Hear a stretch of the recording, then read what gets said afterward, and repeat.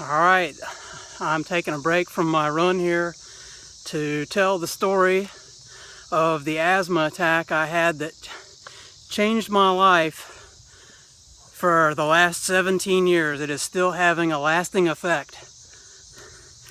So the story is about what I learned from this asthma attack and how it's changed my approach to asthma and figuring out what my triggers are and avoiding those triggers to the greatest extent possible.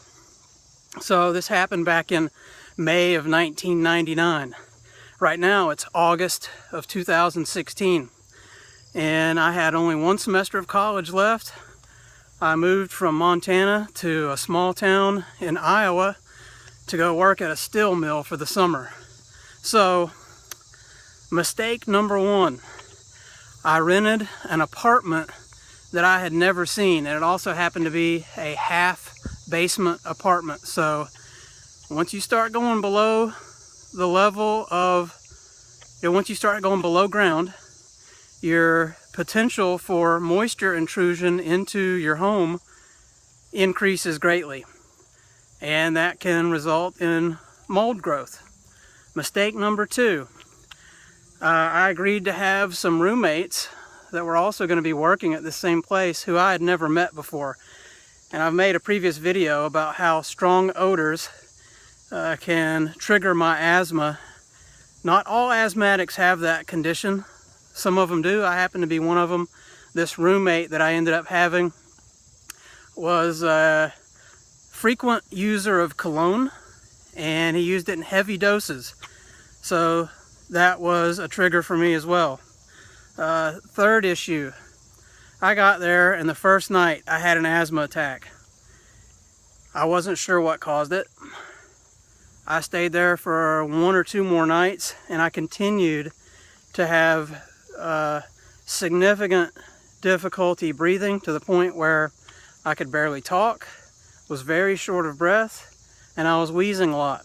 So I ended up leaving and drove 500-600 miles and just drove to my parents' home, and I knew that was going to be a safe place for me, so I went and stayed there.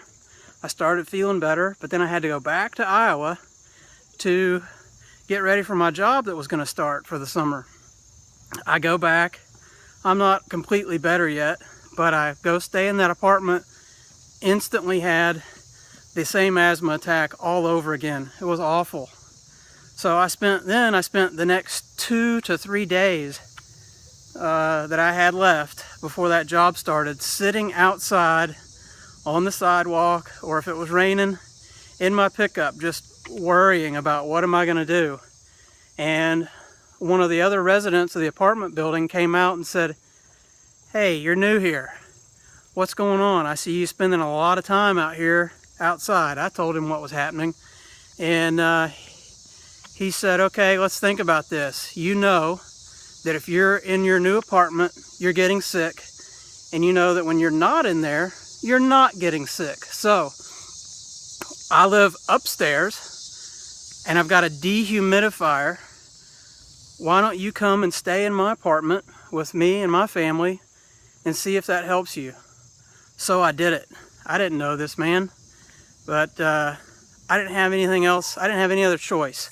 So I stayed for the next 5 to 7 nights in his apartment, sleeping in my sleeping bag, and I got better. Now, how that changed my life, it also affected my job assignment the rest of that summer. It affected my career path for the last 17 years. I don't have time to go into all those details. So what else do I need to share with you? I ended up moving to a different apartment across town. It was a second-story apartment, so it was above ground. I didn't have any roommates, so I got rid of 2 conditions: the cologne that was causing me the problem, and I got rid of whatever it was that was in that apartment. I'm suspecting it was mold because it was a below-ground apartment. And that helped me avoid those triggers. And I also got a dehumidifier just to make sure, because it was very humid there where I lived. So I was able to keep the humidity down in that new apartment as well. So the big lesson here is about avoidance of your triggers.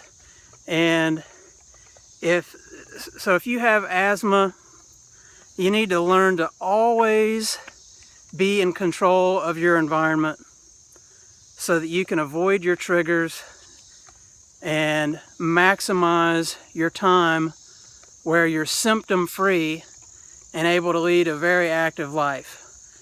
That's my story of the most influential asthma attack I've ever had. I hope this helps.